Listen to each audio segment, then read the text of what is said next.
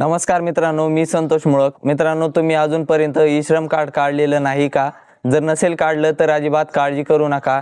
या व्हिडिओमध्ये मी तुम्हाला मोबाईलमधून अगदी सोप्या आणि स्टेप बाय स्टेप पद्धतीने ई-श्रम कार्ड कसं काढायचं हे दाखवणार आहे. त्या अगोदर चॅनलवरती पहिल्यांदा आला असाल तर चॅनलला सबस्क्राईब करून ठेवा, जेणेकरून अशाच महत्त्वाच्या अपडेट्स तुम्हाला वेळोवेळी मिळत राहतील. तर चला मित्रांनो, व्हिडिओला सुरुवात करूया. ई-श्रम कार्ड काढण्यासाठी सर्वात प्रथम तुम्हाला तुमच्या मोबाईलमधील गुगल ब्राउझर ओपन करायचे. वरती सर्च करायचे ई श्रम सर्च केल्यानंतर एक नंबरलाच वेबसाईट येईल ishram.gov.in. यावरती क्लिक करायचे.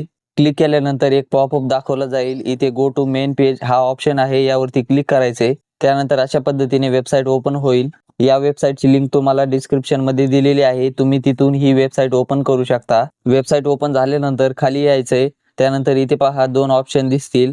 पहिला आहे one stop solution register on e-Shram. यामध्ये जे रेग्युलर कामगार आहेत त्यांनी इथे क्लिक करायचे. आणि दुसरा ऑप्शन आहे platform worker register on e-Shram. हा नवीन ऑप्शन आलेला आहे. तर हा कशासाठी आहे? जे ओला उबर यामध्ये जे काम करतात त्यांच्यासाठी हा ऑप्शन आहे. तर आपण रेग्युलर कामगार आहोत, त्यासाठी पहिला option one stop solution register on e-Shram यावरती क्लिक करायचे.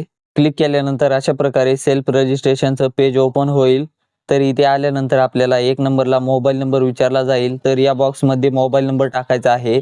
आधार कार्डला जो मोबाईल नंबर लिंक आहे तो इथे टाकायचा आहे. मोबाईल नंबर टाकल्यानंतर खाली कॅप्चा दिलेला आहे, तो आहे तसा समोरच्या बॉक्समध्ये टाकायचा आहे. त्यानंतर खाली दोन ऑप्शन आहेत, यामध्ये दोन्हीकडे नो ऑप्शन सिलेक्ट करायचे आणि त्यानंतर सेंड OTP वरती क्लिक करायचे. क्लिक केल्यानंतर जो मोबाईल नंबर तुम्ही टाकला होता त्यावरती 8 अंकी OTP येईल. तो OTP तुम्हाला या बॉक्समध्ये टाकायचा आहे आणि खाली कॅप्चा दिलेला आहे, तो आहे तसा समोरच्या बॉक्समध्ये टाकायचा आहे. त्यानंतर सबमिट वर क्लिक करायचे. सबमिट केल्यानंतर आता पुढे आधार KYCचं पेज ओपन होईल. यामध्ये रजिस्टर युजिंग आधार नंबर हा ऑप्शन सिलेक्ट करायचा आहे. त्यानंतर खाली दिलेल्या बॉक्समध्ये आधार नंबर टाकायचा आहे. त्यानंतर खाली OTP ऑप्शन ऑटो सिलेक्ट असेल त्यावरच टिक राहू द्या.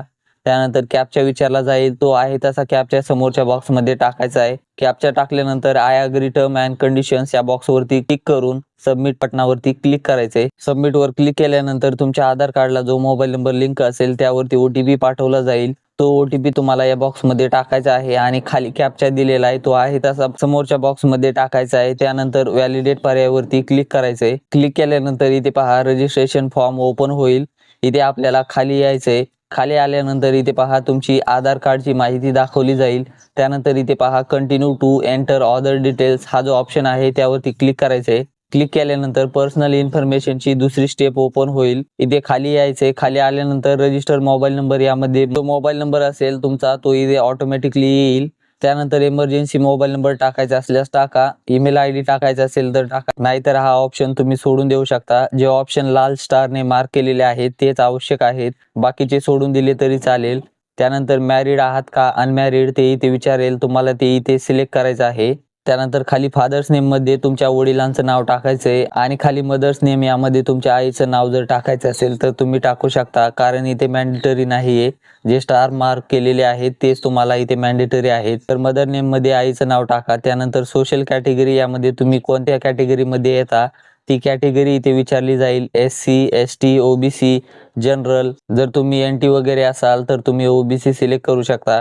त्यानंतर ब्लड ग्रुप इथे मॅन्डेटरी नाही, माहीत असेल तर टाका, नसेल तर सोडून द्या. खाली डिफरंटली एबल्ड म्हणजे अपंग वगैरे आहे का, अपंग असेल तर येस करा, नसेल तर नो करा. त्यानंतर नॉमिनी डिटेल्स, इथे तुम्हाला कोण वारसदार लावायचा आहे त्यांची माहिती भरायची आहे, त्यांचं नाव, जन्मतारीख. त्यानंतर जेंडर मेल फिमेल जे काय असेल ते सिलेक्ट करायचे. वारसदाराशी तुमचं रिलेशन काय आहे ते इथे निवडायचं आहे. त्यानंतर वारसदाराचा संपूर्ण पत्ता, मोबाईल नंबर अशी सर्व माहिती टाकल्यानंतर सेव्ह अँड कंटिन्यू वरती क्लिक करायचे. ज्यांना वारसदार ऍड नसेल करायचा त्यांनी इथे कोणतीही माहिती न भरता डायरेक्ट सेव्ह अँड कंटिन्यू वरती क्लिक करायचे. त्यानंतर तिसरी स्टेप आहे ॲड्रेस. यामध्ये आपल्याला आधार कार्डवरील पत्ता भरायचा आहे. यामध्ये रेसिडेन्शियल डिटेल्स, ज्यामध्ये होम, नेटिव्ह स्टेट यामध्ये आपलं राज्य सिलेक्ट करायचे महाराष्ट्र. त्यानंतर नेटिव्ह डिस्ट्रिक्ट यामध्ये आपला जिल्हा सिलेक्ट करायचा आहे. त्यानंतर स्टेट स्पेसिफिक ID इथे काही टाकायची गरज नाही, हा ऑप्शन सोडून द्या. त्यानंतर करंट ॲड्रेस, यामध्ये तुम्ही आता कुठे राहताय, रुरल भागामध्ये राहता का अर्बन मध्ये. आता अर्बन म्हणजे शहरी भागात आणि रुरल म्हणजे ग्रामीण भागात. तर ज्या भागामध्ये तुम्ही राहता ते सिलेक्ट करा. त्यानंतर तुमचा संपूर्ण पत्ता इथे टाकायचा आहे. आधार कार्डवर जसा असेल किंवा तुम्ही आता जिथे राहताय तो ॲड्रेस टाका. त्यानंतर स्टेट यामध्ये आपलं महाराष्ट्र सिलेक्ट करा आणि खाली डिस्ट्रिक्ट यामध्ये तुम्ही कोणत्या जिल्ह्यामध्ये आता सध्या राहताय तो जिल्हा सिलेक्ट करा. त्यानंतर सब डिस्ट्रिक्ट यामध्ये आपला तालुका किंवा तहसील सिलेक्ट करा. जो काही तुमचा तालुका असेल तहसील असेल ते इथे सिलेक्ट करा. त्यानंतर पिनकोड विचारला जाईल. तुमचा जो काही पिनकोड आहे तो इथे टाका. त्यानंतर खाली इथे स्टेइंग ॲट करंट लोकेशन, तर तुम्ही ज्या पत्त्यावर राहताय तिथे किती वर्षापासून राहताय ते इथे तुम्ही इयर सिलेक्ट करू शकता. 10 ते 15 वर्ष, 5 ते 10 वर्ष हा स्लॅब सिलेक्ट करा. त्यानंतर परमनंट ॲड्रेस मध्ये तुमचा शहरी भागातला का ग्रामीण भागातला परमनंट ॲड्रेस आहे तो परमनंट ॲड्रेस जो असेल तो तुम्ही इथे ॲड्रेस लाईन 1 ॲड्रेस लाईन 2 मध्ये टाकू शकता. त्यानंतर स्टेट आपलं सिलेक्ट करा महाराष्ट्र. खाली जिल्हा सिलेक्ट करा. त्यानंतर तालुका तुमचा कोणता आहे ते इथे सिलेक्ट करा आणि खाली पिनकोड विचारला जाईल तो इथे टाका आणि सेव्ह अँड कंटिन्यू हा ऑप्शन आहे यावरती क्लिक करा. क्लिक केल्यानंतर इथे चौथी स्टेप आहे तुमचं एज्युकेशन क्वालिफिकेशन. यामध्ये तुमचं किती शिक्षण झालेलं आहे ते तुम्हाला इथे सिलेक्ट करायचं आहे. यामध्ये नॉट लिटरेट, नंतर below primary, middle class, higher secondary, graduate, post graduate, diploma असे ऑप्शन आहेत. यापैकी जे शिक्षण झालेलं आहे त्यानुसार तुम्ही इथे निवडू शकता. प्रायमरी आहे म्हणजे शाळेतील झाले, हायर सेकंडरी म्हणजे कॉलेजचं झालेलं आहे. त्यानंतर अशा पद्धतीने एज्युकेशन सर्टिफिकेट मॅन्डेटरी नाही ते सोडून द्या. मंथली इन्कम स्लॅब, तुम्ही जे पैसे कमवता, तुम्ही जे कामगार असाल तुमचा किती इन्कम आहे मंथली त्याचा स्लॅब तुम्हाला सिलेक्ट करायचा आहे ते तुम्ही इथे सिलेक्ट करा आणि इन्कम सर्टिफिकेट मॅन्डेटरी नाही ते सोडून द्या. त्यानंतर खाली सेव्ह अँड कंटिन्यू वरती क्लिक करा. त्यानंतर 5वी स्टेप ओपन होईल. यामध्ये आपण कोणतं काम करतो ते इथे सिलेक्ट करायचंय. जसं की गृहिणी असेल, शेतमजूर असतील. तर आता 1 नंबरला विचारलं आहे की तुम्ही कोणत्या प्लॅटफॉर्म वरती काम करता का, करत असाल तर येस करा, करत नसाल तर नो करा. त्यानंतर खाली प्रायमरी ऑक्युपेशन यामध्ये तुम्ही मुख्य काम जे करता ते इथे टाकायचं आहे. जसं की लेबर, शेतमजूर, इलेक्ट्रिशियन इत्यादी तुम्हाला इथे टाकायचंय किंवा क्लिक टू व्ह्यू वरती क्लिक करून या कामाचे जे काही कोड आहेत ते पाहून इथे ते कोड टाकू शकता. वर्किंग एक्सपिरियन्स यामध्ये तुम्हाला किती वर्षाचा अनुभव आहे ते इथे सिलेक्ट करा.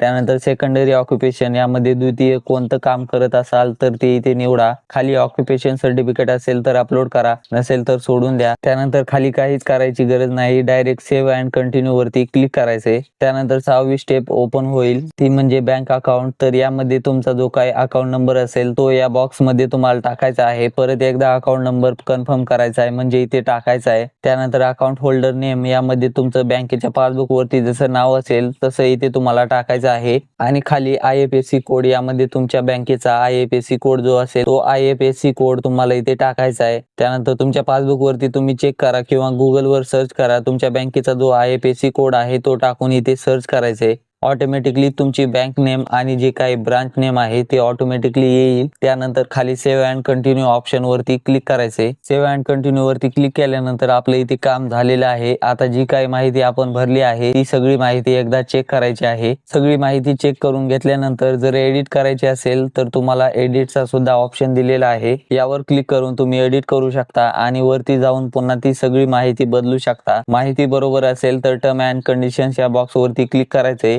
त्यानंतर NCS नॅशनल करिअर सर्व्हिस जे आहे त्याच्यावरती तुम्हाला जे काही करिअर संदर्भातील जर येत असतील जॉब वगैरेच्या संदर्भातील माहिती हवी असेल तर येस करा, नसेल तर नो करा आणि त्यानंतर सबमिट पर्यायावरती क्लिक करा. सबमिट केल्यानंतर तुम्ही पाहू शकता आपलं इथे जे ई श्रम कार्ड आहे ते तयार झालेलं आहे. त्यासाठी तुम्हाला खाली यायचं आहे. तर पाहू शकता अशा पद्धतीने हे ई श्रम कार्ड तुम्हाला इथे दिसणार आहे. हे ई श्रम कार्ड डाउनलोड करण्यासाठी वरती ऑप्शन आहे डाउनलोड UAN कार्ड. हिरव्या रंगाचा ऑप्शन दिसेल तुम्हाला त्यावरती क्लिक करायचंय. तुमचं जे काही श्रम कार्ड आहे ते इथे डाउनलोड होणार आहे. तर आपण डाउनलोड करून घेऊयात. पाहू शकता डाउनलोड झालेला आहे. तर अशा पद्धतीने तुम्ही ई श्रम कार्ड हे काढू शकता. महत्त्वपूर्ण हा व्हिडिओ होता. सर्व मित्रांना शेअर करा. अशाच नवनवीन व्हिडिओसाठी ऑनलाईन मराठी या चॅनेलला सबस्क्राईब करा. भेटूयात पुढच्या एका अशाच माहितीपूर्ण व्हिडिओमध्ये. तोपर्यंत जय हिंद, जय महाराष्ट्र.